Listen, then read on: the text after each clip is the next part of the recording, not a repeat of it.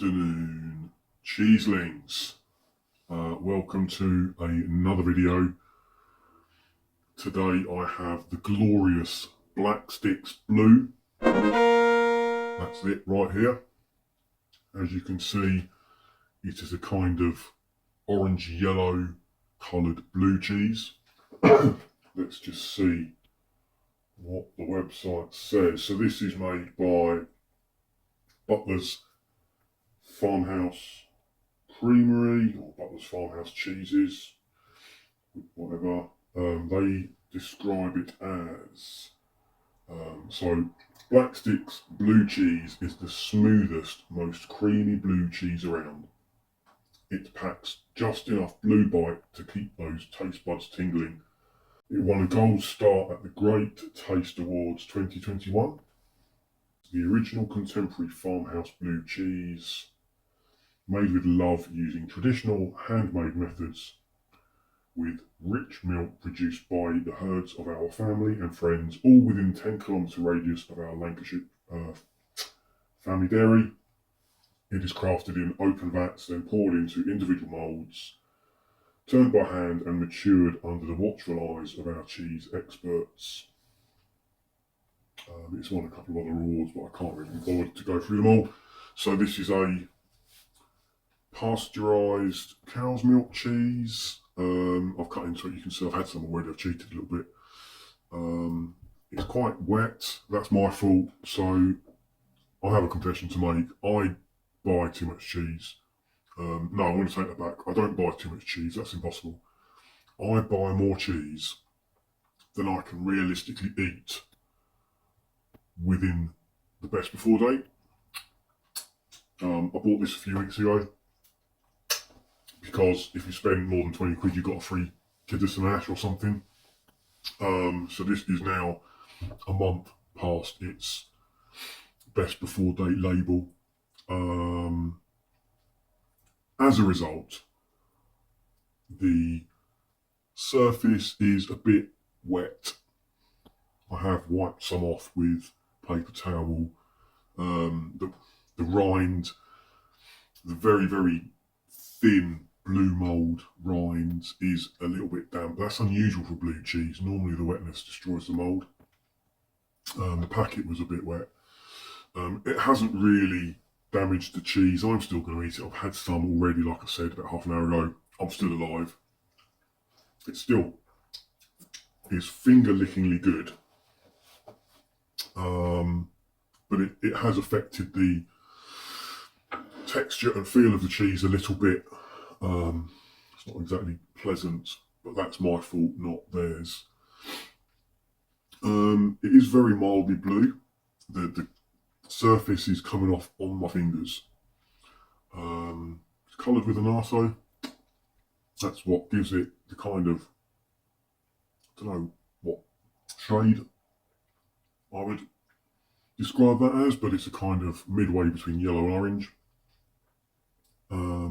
Very, very light blue speckling, and it is just enough to give it a tingly kick. If you don't like blue cheese, or if you don't know whether you like blue cheese, this is one I'd recommend to try. It will change your life. So this is the packet here. I don't think there's anything on there that I haven't already mentioned. It's full fat, coloured, blue veined cow's milk cheese. That's basically it. Made in Lancashire in the UK. So, got a few things to eat with this today.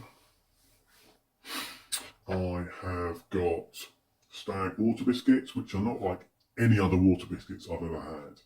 They're really strange. I haven't made up my mind about these yet, but I think they'll go with this because they're sort of on the softer side of crackiness, as I like to call it.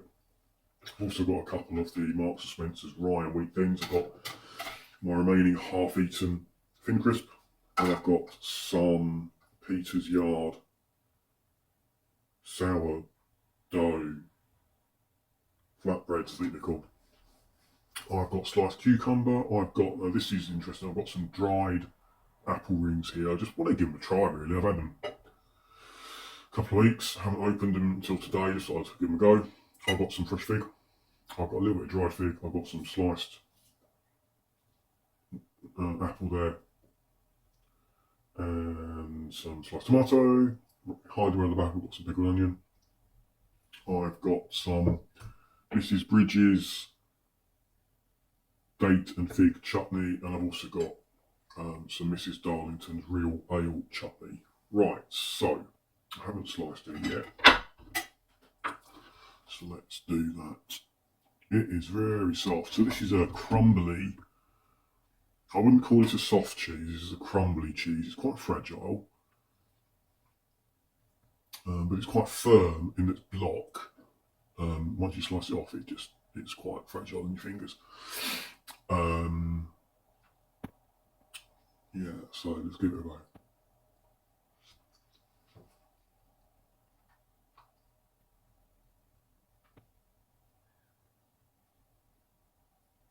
It's quite creamy. There is a definite blue flavour, as you'd expect in a blue cheese. Interestingly, it's quite savoury, and a sort of roast chickeny flavour develops gradually as it dissolves in your mouth and lingers on the back of my tongue. I've now got a roast chicken. Very interesting. Quite tasty. It has been spoiled a little bit by the ammonia. Haven't smelt it yet, so let's give it a bit of a whirl. Yeah, the overpowering, the overriding smell is really ammonia. So this isn't exactly a fair review. The ammonia, I strongly suspect, is because it's overripe.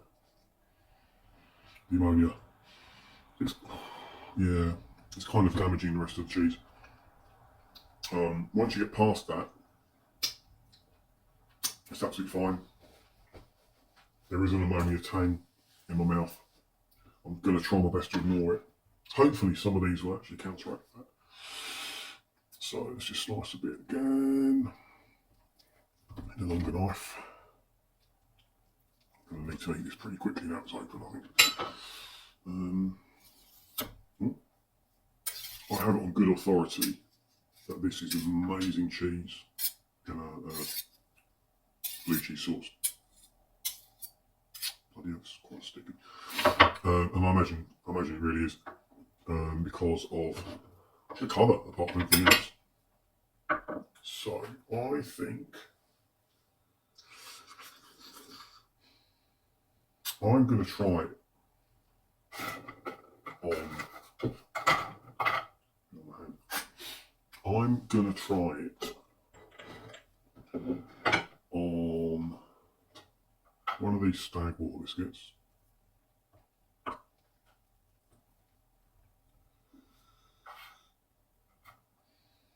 Oh, just my fingers, what's the point?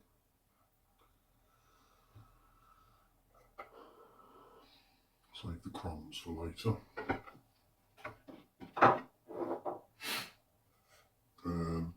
I'm in the mood for chutney. Let's try the chutneys first.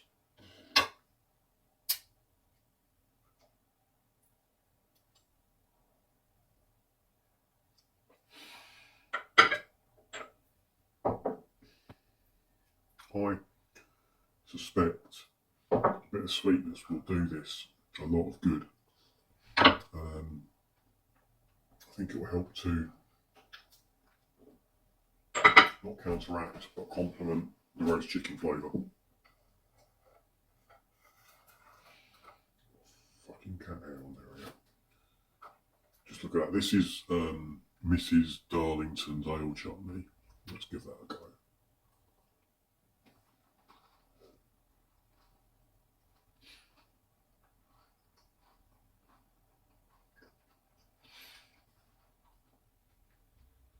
Yeah, that's pretty good.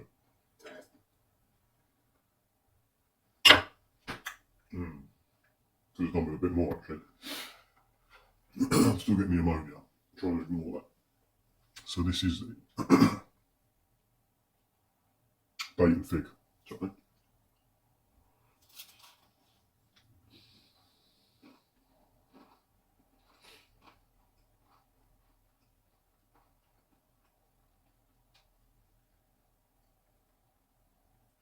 This cheese goes so well on these water biscuits.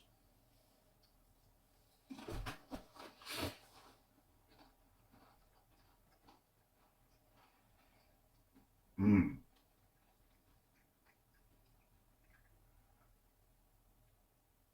Yeah. Quite like that.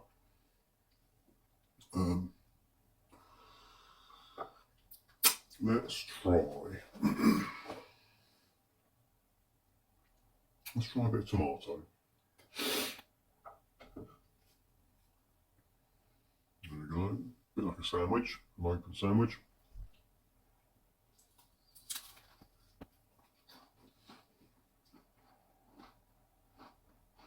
Mmm.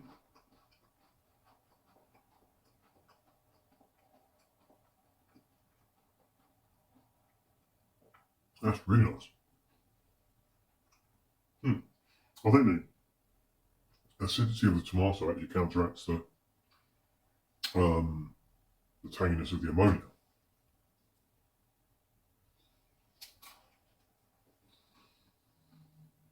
Mm.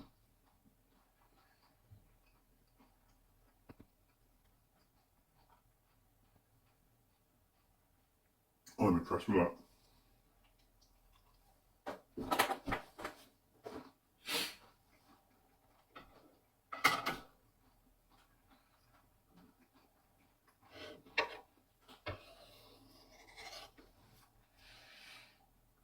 Very crumbly.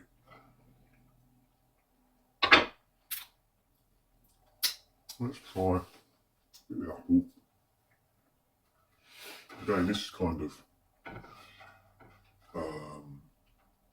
picnic or ploughman's lunch kind of cheese.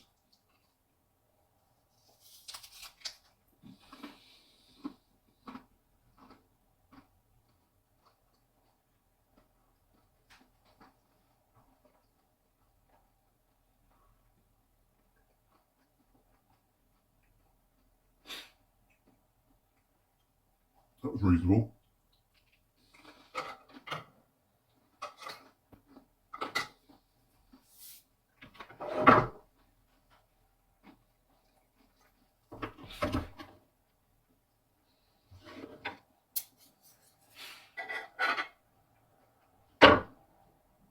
I think these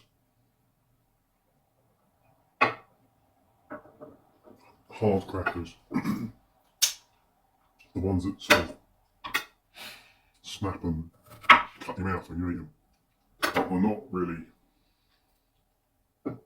made for this type of cheese.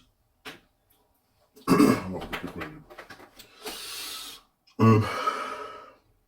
I'll try a bit with fig and I'm going to try a bit with pickled onion. Let's do the fig first because pickled onion is going to blow my taste buds.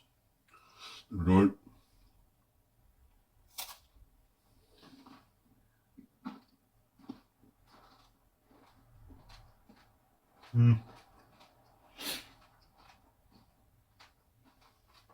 Alright.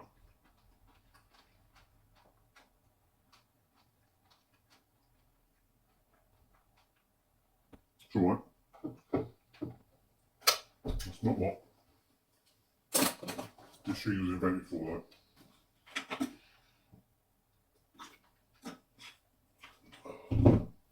Try with pickled onion. This should be good. There we go.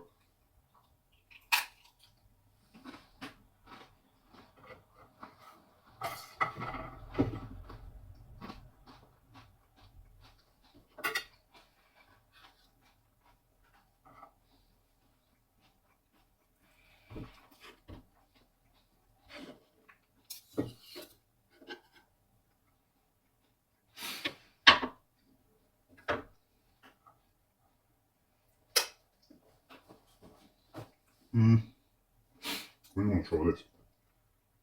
The apple. Tear it in half. Yeah, let's do that. That's the sliced apple.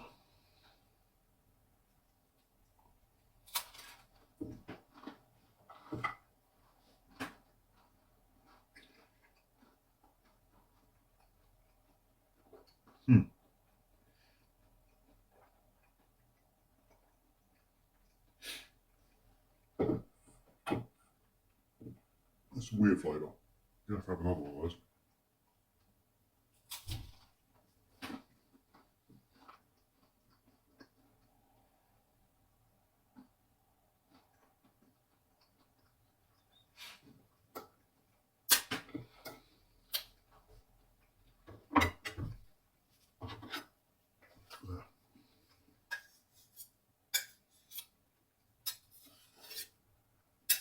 Bloody hell. Which one did I like? This one, wasn't it?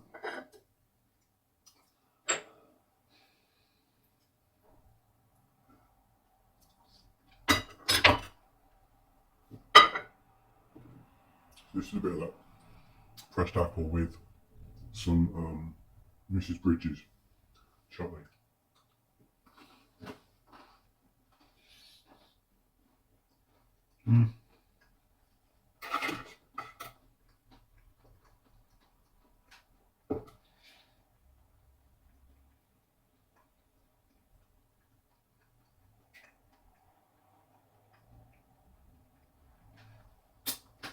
Fruitiness kind of works.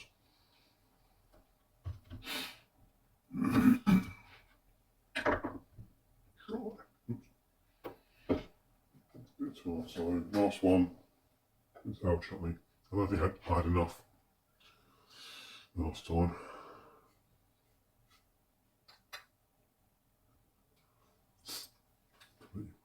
Mangled that, haven't I? Last one. On the thin crisp with sliced tomato and Mrs. Darlington's ale chutney. Oh no.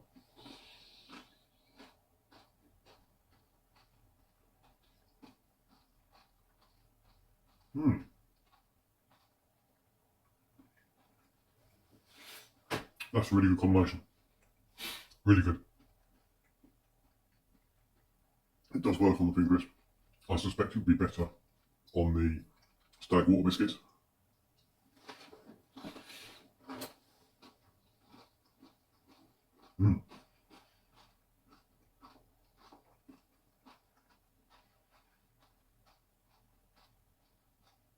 Yeah.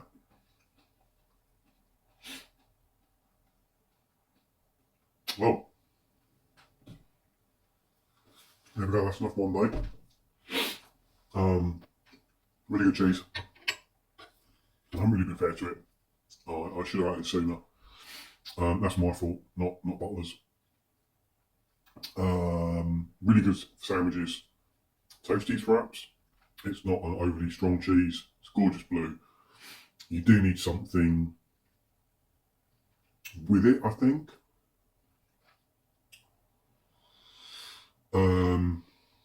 This combination, the tanginess, the sort of the mild acidity of the tomato, and the sweetness of the, especially the Mrs. Darlington's chutney, actually was very good if you use enough of it. That partly because it cut through the ammonia, but really good combination. That's how I'd have it in a sandwich in the future. Next time I go on a picnic, that's what I'm taking with me. Brilliant, right. That's me done, that's you done, that's the cheese done. Nearly. Nom nom nom.